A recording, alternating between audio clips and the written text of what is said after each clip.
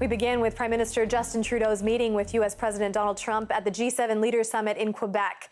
The touchy issues of trade and tariffs are on the agenda. There we go. The meeting comes after the U.S. has slapped hefty, punishing tariffs on its imports of steel and aluminum from Canada and other G7 countries. Now, Trudeau has called the tariffs insulting, while Trump has accused Trudeau of being indignant. Trump says Canada and the U.S. are working on tariffs, but he once again expressed support for a separate trade deal with Canada and Mexico instead of a new NAFTA deal. We are actually working on cutting tariffs and making it all very fair for both countries. And we've made a lot of progress today. We'll see how it all works out, but we've made a lot of progress.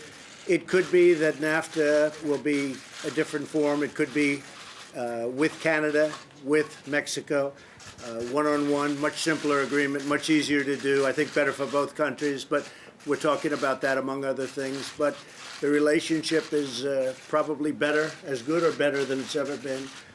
And I think we'll get to something very beneficial to Canada and to the United States. Meanwhile, Canada is rejecting Trump's bid to bring Russia back to the G7. Foreign Affairs Minister Chrystia Freeland says there are no grounds to allow Russia back into that group based on its current behavior.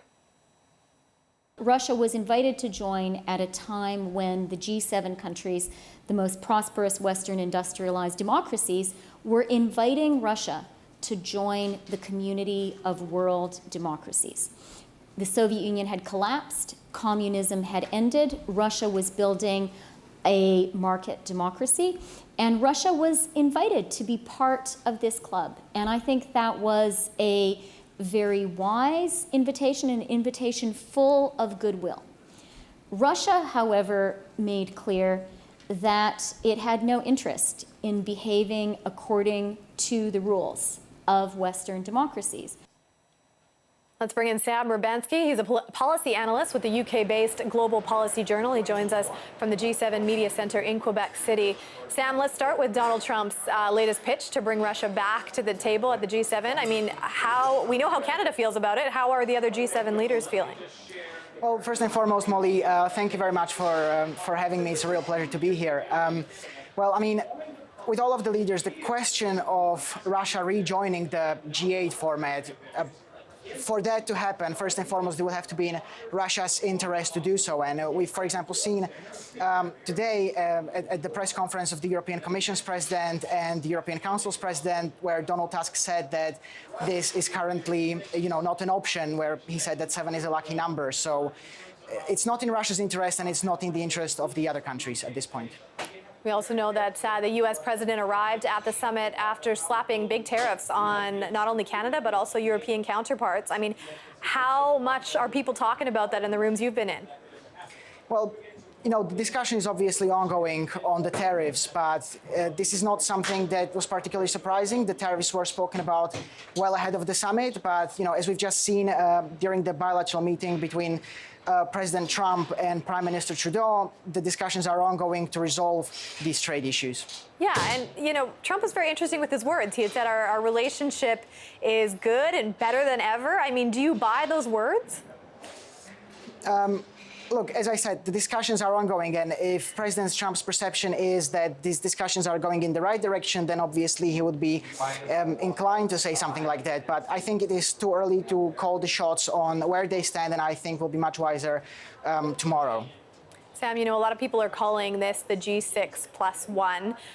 You're around those leaders.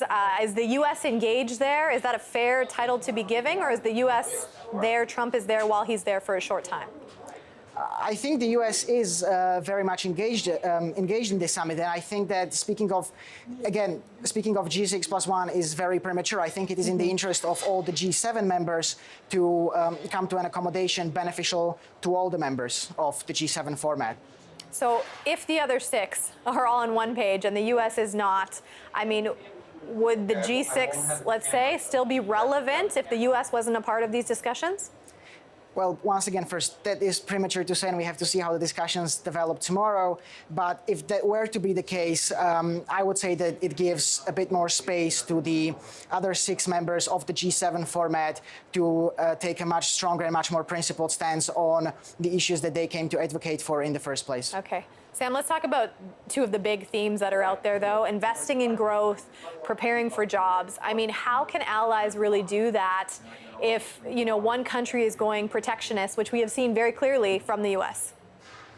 I don't think that it is necessarily impeding the efforts, for example, to invest into growth. I mean, we see with, for example, the deals that the European Union is making outside of with countries outside of the G7 format. They're constantly trying to find room for investment.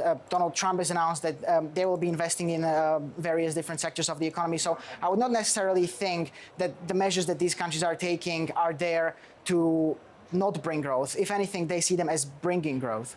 All right, we'll have to leave it there. Sam Rubanski is a policy analyst with the UK-based Global Policy Journal. Thank you for your time today. Thank you for having me.